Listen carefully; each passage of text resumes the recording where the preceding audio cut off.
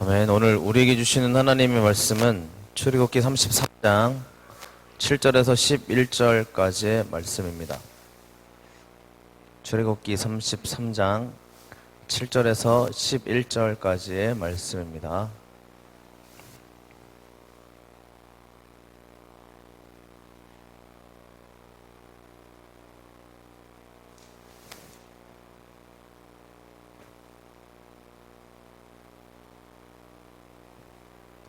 네, 7절부터 11절까지 한 절씩 교독하여서 봉독하겠습니다.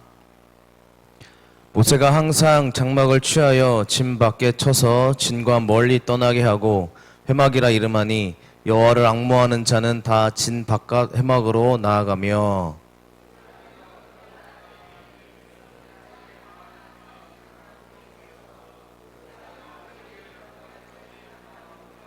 모세가 회막에 들어갈 때에 구름 기둥이 내려 회막문에 서며 여호와께서 모세와 말씀하시니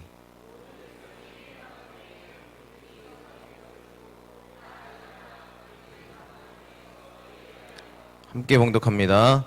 사람이 자기의 친구와 이야기함 같이 여호와께서는 모세와 대면하여 말씀하시며 모세는 진으로 돌아오나 눈의 아들 젊은 수종자 여호수아는 회막을 떠나지 아니하니라. 아멘. 네, 앞뒤 자분들과 함께 인사하겠습니다. 사랑합니다. 축복합니다. 사랑합니다. 축복합니다. 사랑합니다. 축복합니다.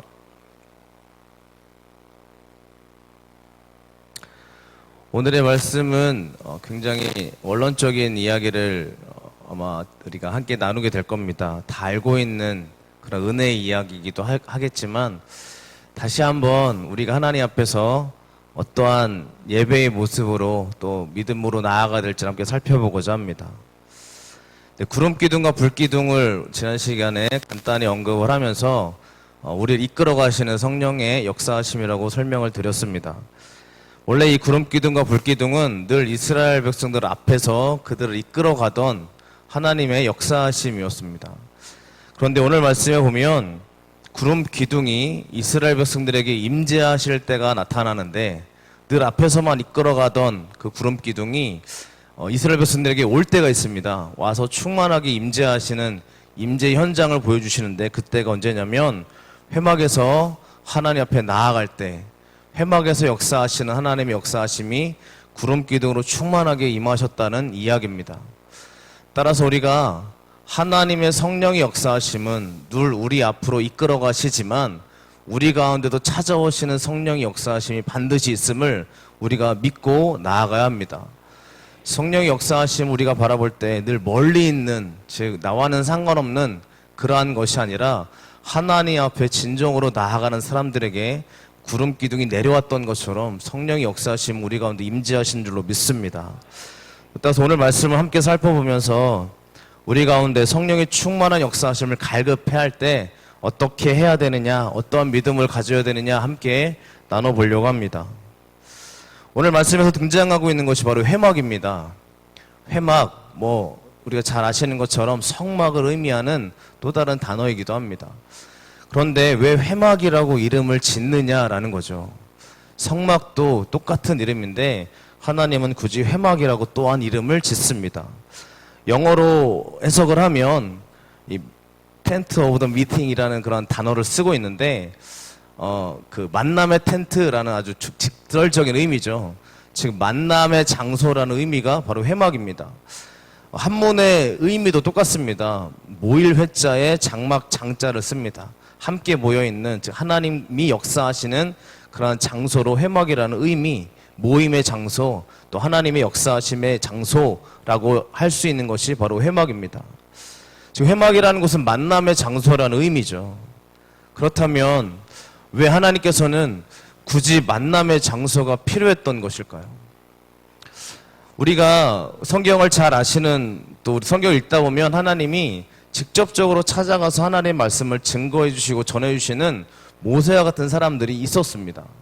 그러면 사람들은 모세를 통해서 하나님의 말씀을 들을 수 있는 충분한 이미 많은 기회가 열려 있다는 거죠.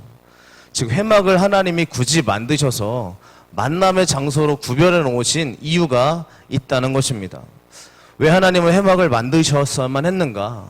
물론 예배와 또 제사의 목적도 있지만 회막을 만드신 하나님의 가장 큰 목적을 출애굽기 29장에 보면 이렇게 설명합니다. 출애굽기 29장 42절 말씀에 보면 이렇게 말씀하고 있습니다. 이는 너희가 대대로 여호와 앞 회막문에서 늘 드릴 번제라. 내가 거기서 너희와 만나고 내게 말하리라. 아멘. 이렇게 이야기합니다. 하나님이 회막을 만드신 목적 중에 하나가 무엇이냐면 너희와 만나고 너희와 말하리라 라는 목적이 있다는 것입니다. 하나님이 이스라엘 백성들을 만나주시기 위해서, 만나고 말씀하시기 위해서 회막에 목적을 두었다라는 이야기입니다. 그러면 왜 이렇게 하나님이 만남의 장소가 회막만 한정되어 있었던 것일까요? 하나님은 오히려 수많은 장소에서 이스라엘 백성들에게 하나님의 증거를 많이 보여주셨어요. 출애굽을 하면서 10가지 재앙도 이미 다 보여주셨죠. 하나님이 그 10가지 재앙을 통해서 하나님의 살아계심을 능히 보여주셨습니다. 만나주신 거죠. 또 말씀 가운데 그들이 순종하였습니다. 마지막 10가지 재앙에서는 양의 피를 바르면 죽음이 임하지 않을 것이다라는 말씀을 듣고 그 말씀대로 행하였더니 실제로 죽음이 비껴가는 유월절을 경험하게 됩니다.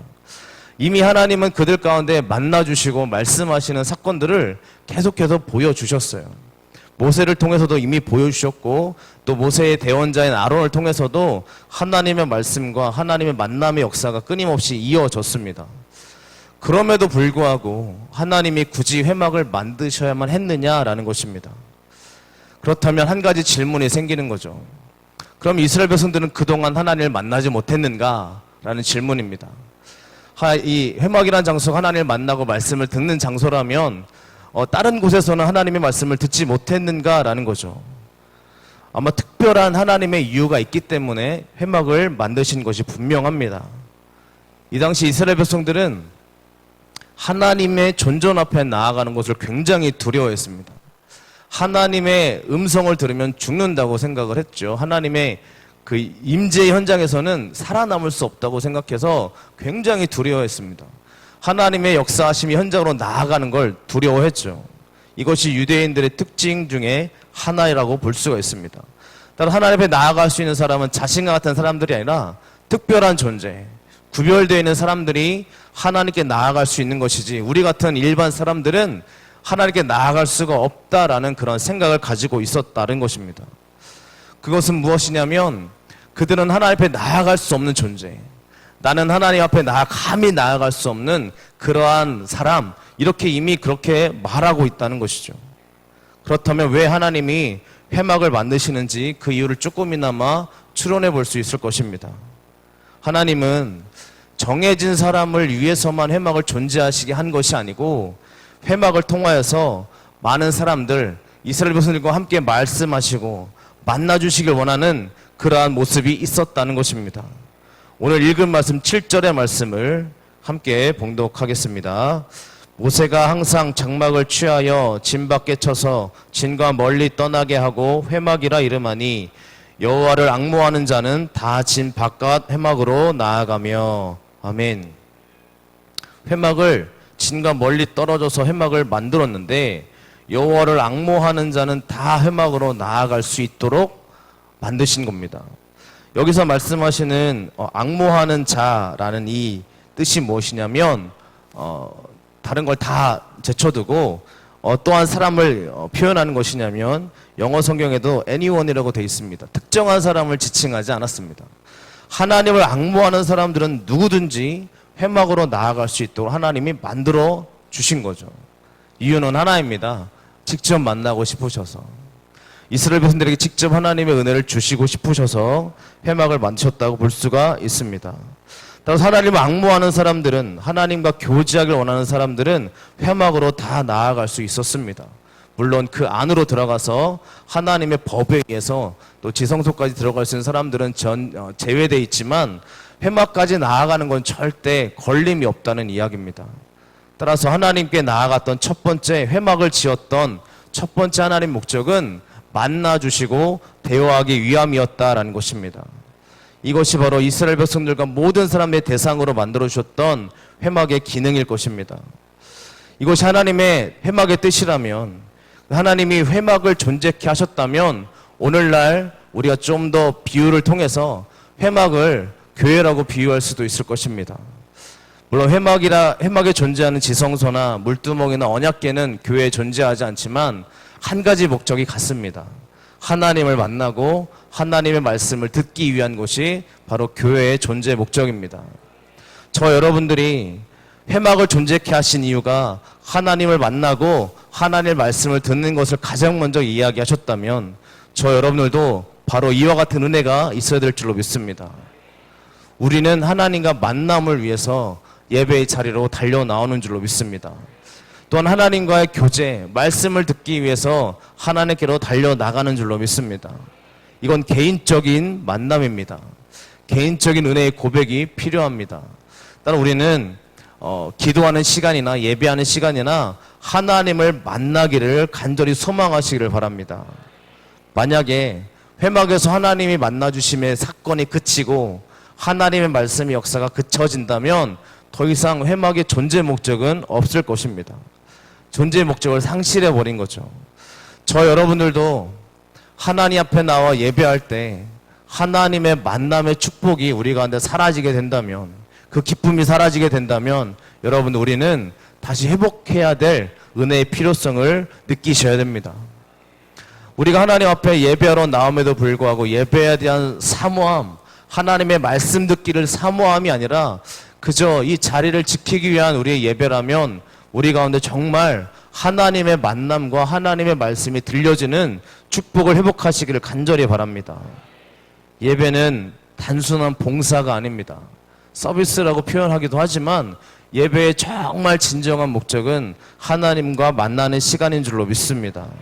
저 여러분들이 하나님이 이렇게 회막을 만들어 주신 그 목적에 따라서 하나님을 만나고 그 말씀대로 순종할 줄 아는 저 여러분들 되시기를 간절히 바랍니다. 또한 하나님께서는 회막을 만드시면서 또 한 가지 말씀을 전해주십니다. 출애굽기 29장 43절 말씀에 보면 이렇게 말씀합니다. 내가 거기서 이스라엘 자손을 만나리니 내 영광으로 말미암아 회막이 거룩하게 될지라. 아멘. 이렇게 말씀합니다. 만나면 어떤 사건이 일어나냐면 거룩하게 된다는 겁니다. 거룩이란 단어 어떻게 들리십니까? 부담되지 않으세요? 거룩하게 살아야지 라고 말하면 어떻게 사는 게 거룩하게 사는 건지를 정말 모르겠는 거예요. 죄 한 번도 안 짓고 그저 하나님 앞에 어떠한 것도 실수하지 않고 사는 사람이 단 한 사람도 존재합니까? 예수님만 그럴 수 있죠. 우리 많은 사람들은 그래서 기도가 필요하고 예배가 필요하고 은혜가 필요한 것이 맞습니다. 나도 거룩하게 살아야 된다. 하나님 나를 거룩한 존재로 부르셨다 그러면 부담감이 막 밀려옵니다. 어떻게 살아야 될지 모르겠는 거예요. 그래서 거룩이라는 단어를 한번 살펴봤습니다. 이 거룩이라는 단어가 히브리어는 카다시라는 단어인데 뭐 깨끗하다, 뭐 거룩하다 의미를 가지고 있는데요. 조금 더 중심적인 뜻으로 들어가면 섞여 있지 않다라는 뜻을 가지고 있습니다. 그럼 뭐가 섞이지 않는다는 것일까요? 거룩함은 섞여 있지 않은 거예요. 그러면 우리가 잘 아셔야 됩니다. 섞이는 것이 없어야 되고, 두 번째는 섞여지지 않은 원 존재가 존재한다는 거죠. 섞여지지 않은 원래가 존재하고 섞여진 것이 존재한다는 것을 말씀할 수 있습니다. 그럼 여러분들 섞여지지 않은 거룩함이 무슨 뜻이겠냐라는 거죠. 거룩함을 설명할 수 있는 유일한 단어는 예수님밖에 없습니다. 예수님만이 거룩하죠. 어떠한 사람도 거룩하다 말씀할 수 없습니다. 따라서 거룩함이란 예수님을 뜻한다고 볼 수 있는데, 즉 섞여지지 않다라는 것은 우리의 신앙 가운데 예수님 한 분으로 충만한 상태를 이야기하는 겁니다. 다른 게 섞이지 않는 거죠. 그러니까 예배를 통해 하나님을 만나게 되면 내 안에 주님이 충만해지는 거예요. 주님으로 충만해서 거룩한 존재, 하나님으로 충만한 존재가 된다는 것을 이야기하는 것입니다. 저 여러분들에게 섞여지지 않은 은혜가 있으시기를 간절히 바랍니다. 염려가 섞이지 않기를 바라고요. 죄악이 섞이지 않기를 바랍니다. 불신과 불신앙이 섞이지 않고요. 우리 가운데 예배를 통해서 하나님으로 충만하게 되어지면 그 예수님이 주는 기쁨으로 가득한 은혜가 있습니다. 저 여러분 하나님을 만나시면 주님이 우리 가운데 충만해지는 상태가 되는 거예요. 이게 바로 회막의 기능이었습니다. 따라서 우리 교회에 나와서 예배를 드릴 때도 마찬가지라고 저는 믿습니다. 하나님으로 충만해지신 은혜가, 예수님의 은혜가 우리 가운데 가득하시기를 간절히 바랍니다. 즉 하나님으로 충만해서 다른 게 섞이지 않으면 부족할 것 같은데 오히려 주님으로 말미암아 더 풍성해지는 것이 하나님의 법칙입니다. 저 여러분들이 이런 은혜가 있으시기를 간절히 바랍니다. 그렇다면 회막을 통해 만나주시고 거룩하게 만들어주신 이유가 무엇이냐는 거죠. 출애굽기 29장 46절에 보면 이렇게 말씀합니다. 그들은 내가 그들의 하나님 여호와로서 그들 중에 거하려고 그들을 애굽 땅에서 인도하여 낸 줄을 알리라. 나는 그들의 하나님 여호와니라. 아멘. 이렇게 말씀하고 있습니다. 만나주시고 거룩하게 하시는 이유는 하나님이 하나님됨을 증거하시기 위함이라는 것입니다. 저희 교회의 존재의 목적, 저희가 예배하고 나아가는 모든 것 가운데 하나님이 나에게 은혜를 주시는 이유는요, 하나님이 하나님됨을 주시기 위함인 줄로 믿습니다. 따라 저와 여러분들이 이 은혜를 잊지 않으시기를 간절히 바랍니다. 우리가 하나님 앞에 예배드리고 하나님을 만나고 주님을 풍성해져서 하나님이 나를 향해 드러나는 목적은 우리가 상상할 수 없는 거죠. 여러분, 우리의 미래를 상상을 하지만 우리의 미래가 어떻게 될지 아시는 분이 한 사람이라도 존재합니까? 없잖아요. 우리 아이들이, 학생들이 자라서 어떻게 될지 아무도 모르잖아요. 물론 그 아이들의 지금 현재 모습이 뭐 조금 걱정나는 모습이 있다 할지라도 몇 년 뒤에 그 아이들의 모습이 어떻게 변할지 우리는 알지 못합니다. 기대하는 거죠. 하나님이 어떻게 쓰실지를. 우리 인생도 마찬가지입니다. 하나님이 나를 향해 역사하시는 그 충만한 축복은 우리의 상상을 뛰어넘을 줄로 믿습니다. 그 축복의 역사가 우리 가운데 가득하게 나타나시기를 간절히 바랍니다. 이렇게 회막을 만들어 주셨을 때 구름 기둥이 임하였다는 이야기입니다. 그러면 이제 이스라엘 백성들의 반응을 살펴볼 차례입니다. 하나님이 이렇게 만드신 회막을 어떻게 사용하느냐라는 거죠. 오늘 읽은 말씀, 본문의 말씀 8절의 말씀을 함께 봉독하겠습니다.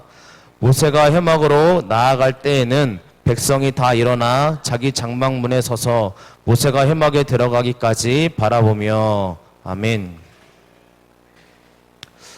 자, 오늘의 말씀을 한번 상상해 보려고 합니다. 모세가 회막으로 들어가는 걸 사람들이 바라보고 있습니다. 각자의 장막문에서 모세를 바라봅니다. 왜 그랬을까라는 거죠. 우리가 출애굽을 한 이스라엘 백성들의 숫자를 남자만 60만 명으로 성경이 기록합니다. 그럼 여자와 아이들까지 치면 최소 120만, 많게는 200만까지도 봅니다. 전주 인구가 61만이잖아요. 그러면 남자만 60만이면 남자만 전주 인구수란 얘기예요. 그런데 여자와 아이들까지 합치면 끝에서 끝이 보일까요? 엄청난 대민족이 이동하고 있는 현장입니다. 상상을 해보십시오. 그 민족이 장막을 쳤습니다. 얼마나 넓은 대지가 필요했을까요? 뭐 120만 되는 인구가 장막을 쳐서 성경 해석본에 이렇게 말씀하는데 그 회막이 그들 장막의 가운데 한 가운데 있었다고 또 설명합니다.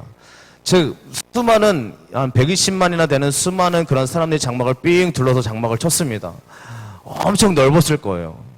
아마 축구장하고도 비교할 수 없을 만큼 정말 보이지 않을 만큼 엄청난 큰 원을 이루고 있었겠죠. 그 중심에 회막이 존재합니다. 저는 아마 회막이 잘 보이지 않았을 것 같은 생각이 듭니다. 그 사람들이 원으로 둘러싸였는데 회막이 가운데 있었다면 일어나서 멀찌감치 봐야 회막이 보이지 않았을까요? 물론 광야기 때문에 잘 보였겠지만 아마 그들이 생각하는 것 가운데 이렇게 수많은 사람 중에 어떻게 회막에 다 나아갈 수 있냐. 모세만 나아가서 하나님 말씀 듣고 오면 되지. 이런 생각을 하지 않았을까 한번 상상을 해봤습니다.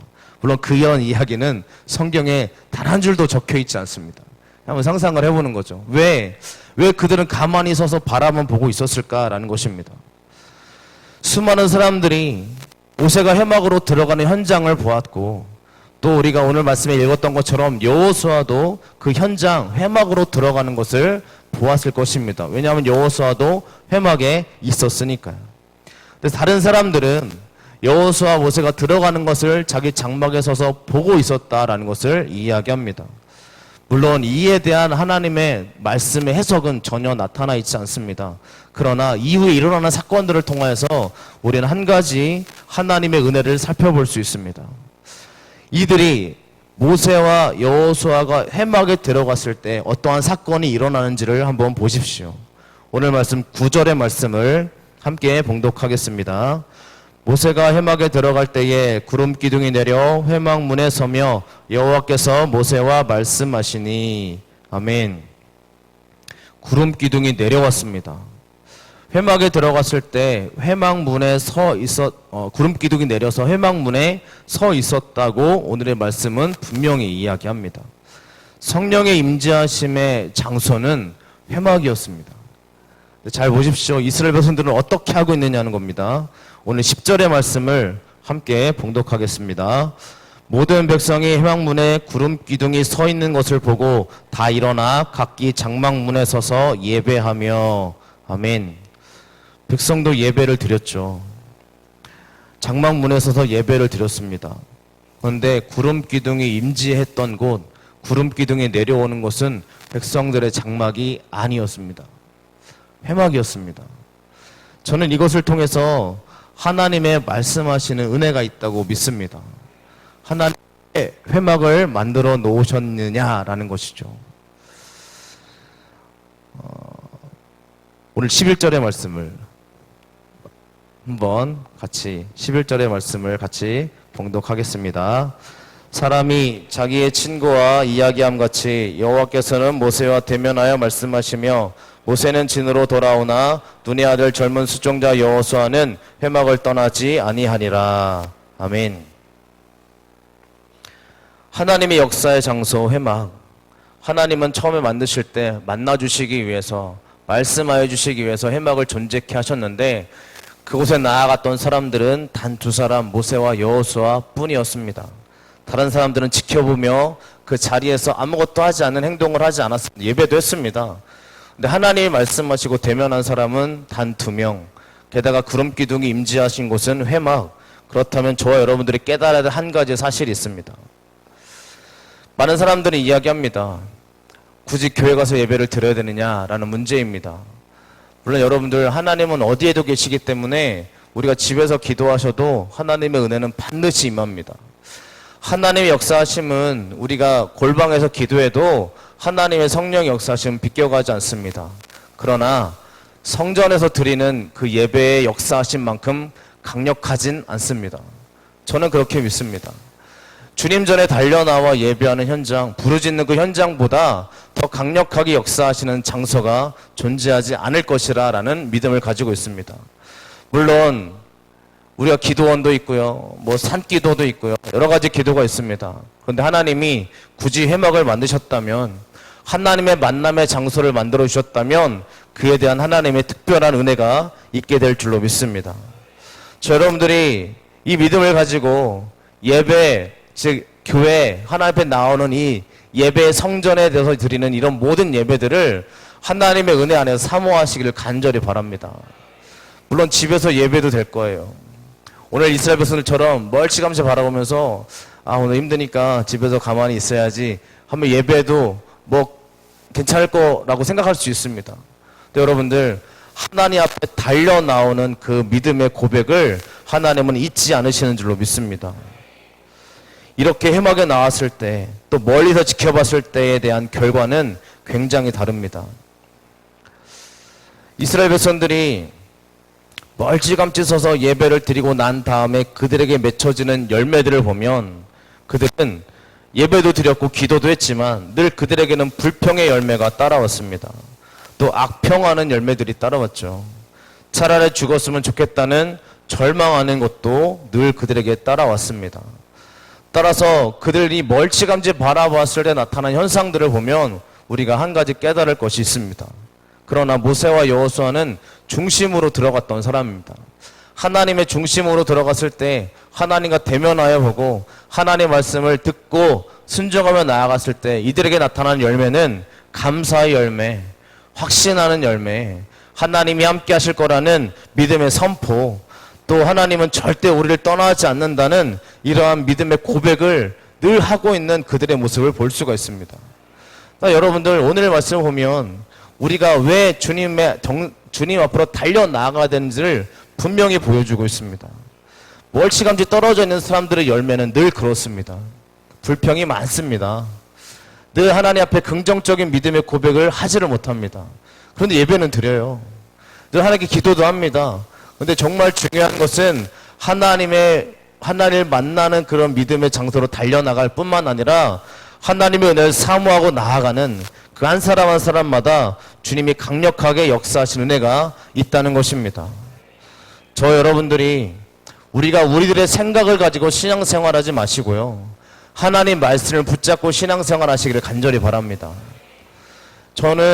우리는 정확한 근거를 가지고 있잖아요. 성경이라는 정확한 근거를 가지고 신앙생활 합니다.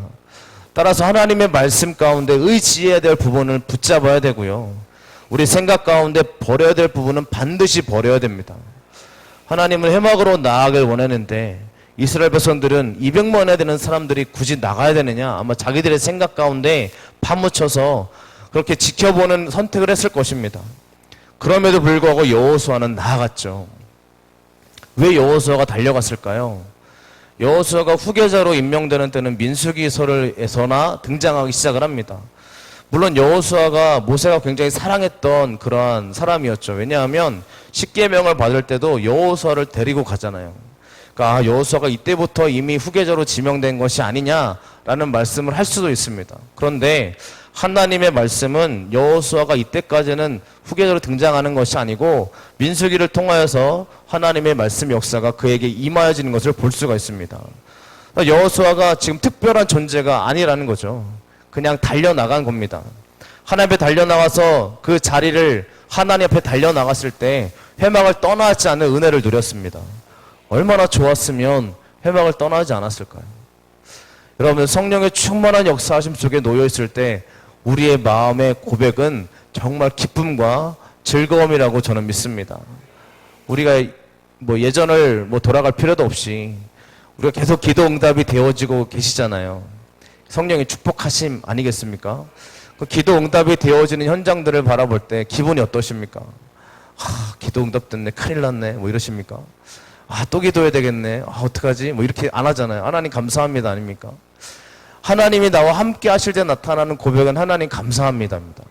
근데 하나님의 역사하심이 나의 가운데 점점 사라지면 우리 가운데 찾아오는 것이 이상하게 불평이 찾아오더라는 거죠. 따라 여러분들, 우리가 불평이 많아지고 우리 가운데 악평이 좀 있고 내 가운데 불신앙적인 그러한 모습들이 있다면 우리에게 잃어버리고 있는 것이 바로 하나님의 은혜가 아닌지 돌아봐야 될 필요가 있습니다. 저 여러분들이 필요한 건 다른 게 아닙니다.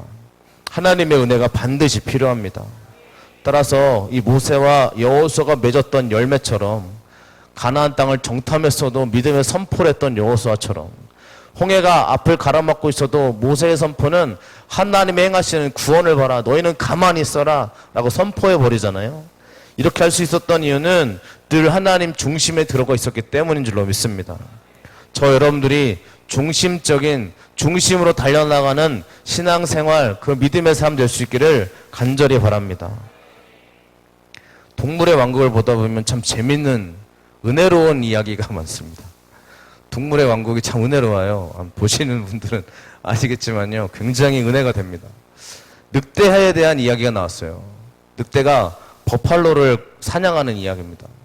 버팔로가 뭐냐면 굉장히 큰 소예요. 아메리칸 소라고 하는데 뿔이 굉장히 크고요, 등치가 이만해서 늑대가 절대로 또 엄청난 무게가 많이 나가잖아요. 이 버팔로를 공격할 때는 절대로 정면에서 공격하지 않는다고 합니다. 늘 뒤에서 공격을 한다고 합니다. 근데 이 버팔로가 혼자씩 다니는 동물이 아니에요. 무리지어 다니는 동물이에요. 그렇기 때문에 늑대가 사냥을 하려면 이 정면에서 맞닥뜨리면 버팔로가 받아버리면 늑대가 죽는데요. 뒤에서 몰래 따라다니다가 이제 버팔로를 몰이를 하는 겁니다. 막 따라가서 이제 열심히 도망가게 만드는 거죠, 소들을. 그러면 늑대들이 뒤에서 천천히 따라갑니다. 이제 열심히 달리는 게 아니라 적당히 달려가다 보면 꼭 지친 버팔로가 나타납니다. 물에서 떨어져 나오는 버팔로나 새끼 버팔로나, 즉 같이 있는 게 아니라 떨어져 나서 혼자 있는 버팔로나 지쳐서 쓰러져 있는 버팔로를 이제 늑대가 가서 손쉽게 그냥 물어서 자기 먹이로 삼는다는 거죠. 절대 정면에서는 이겨낼 재간이 없는데 물 위에서 떨어져 나온 뒤를 보이고 있는 지쳐버린, 쉽게 말하면 낙심하고 쓰러져 있는 그러한 모팔로는 쉽게 공격한다는 거죠. 사단은 절대 우리를 정면으로 공격하지 않을 겁니다. 우리가 정면으로 하나님을 바라볼 때 누가 우리를 공격할 수 있겠어요? 언제 공격하냐면 우리가 지쳐 쓰러져 있을 때, 혼자 떨어져 있을 때, 정말 낙심하고 절망하여서 떨어져 나와가지고 희망 없이 무너져 있을 때 사단의 우리를 공격합니다. 그럼 이겨낼 재간이 없는 거예요. 어떤 버팔로도 이겨낼 재간이 없습니다. 저 여러분 가운데 중심적인 신앙을 벗어나고 하나님으로부터 떨어져서 나 혼자 살아도 되지 그냥 교회 대충 해도 그렇게 살아가는 것이 아니고요. 꼭 그러한 사람들에게는 사단의 공격 대상 1호가 됩니다. 물 위에 떨어져, 즉 하나님의 교회에서 떨어져 있는 사람이 아니라 늘 중심적으로 들어오셔서 하나님과 함께 똘똘을 뭉치셔서 앞으로 달려나갈 때는 그 어떠한 것도 우리 앞에 장애물이 될 수가 없습니다. 머리로 받아버리면 이기는 거잖아요. 그렇죠? 우리 앞에 놓여져 있는 것을 우리가 받으면 이기는데 우리는 늘 지쳐 쓰러져가지고 아무것도 아닌 것처럼 먹이가 돼서는 안 된다는 것입니다. 저 여러분들이 사단이 틈탈 수 있는 그러한 유혹을 만들지 마시고요. 하나님 앞에 열심히 달리시고 정말 우리 앞에 놓여져 있는 어떠한 장애물도 우리의 어떠한 장애물이 될 수 없다는 믿음을 가지고 앞으로 전진해 나갈 때, 즉 떨어지지 않을 때 하나님의 능력으로 우리 늘 이기고 승리하는 삶을 살게 될 줄로 믿습니다. 성령의 충만한 구름 기둥이 역사했던 회막의 장소, 이것이 바로 우리 은혜교회가 될 줄로 믿습니다. 은혜의 장소에서 늘 은혜 받는 저와 여러분 되시기를 간절히 바랍니다. 기도하겠습니다.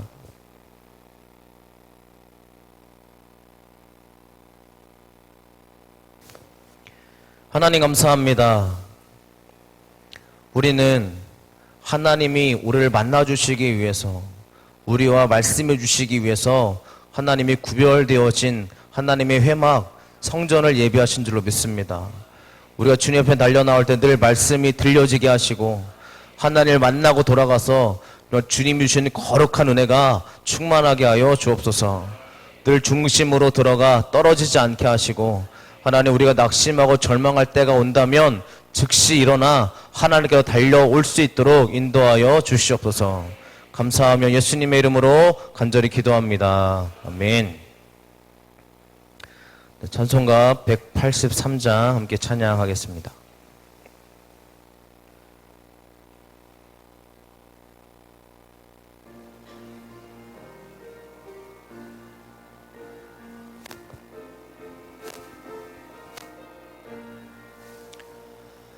빈들의 마른 풀같이 시들은 나의 영혼, 주님이 약속한 성령 간절히 기다리네.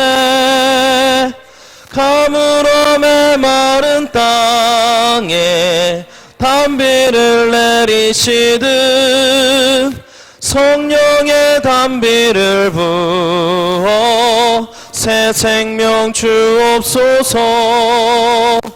반가운 빗소리 들려 산천이 춤을 추네. 봄비로 내리는 성령 내게도 주옵소서. 가물어 메마른 땅에 단비를 내리시듯